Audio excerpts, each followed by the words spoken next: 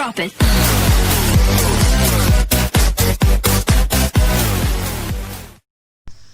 भोजपुरी और भोजपुरिया लोगन के बारे में कुछ गुनगुनाते हैं।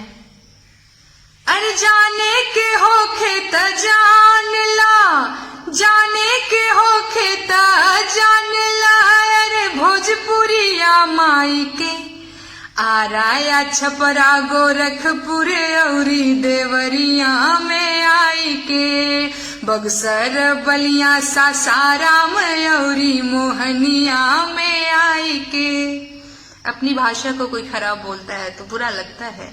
अरे ऊ फूहड़ बोलेला, कोनो अश्लील बोलेला, कि अपन माटी के जब कोई धूमिल बोलेला। है नस नस में सोला भड़क जाला, नस नस में सोला भड़क जाला। काहे समझाई के आराया छपरा गोरखपुर औरी देवरिया में आई के, बक्सर बलिया सासाराम औरी मोहनिया में आई के। भोजपुरिया लोगन से इश्क करने वाले कभी इश्क में धोखा नहीं खाते।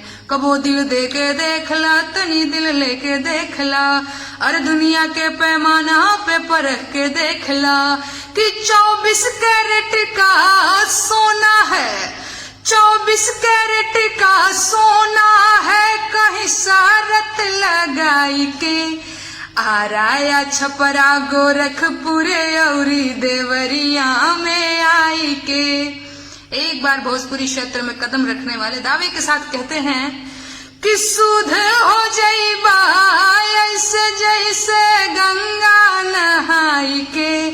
हाय रे दीवाना तू हो जाइबा लिट्टी चोखा खाई के। आराया छपरा गोरखपुर औरी देवरिया में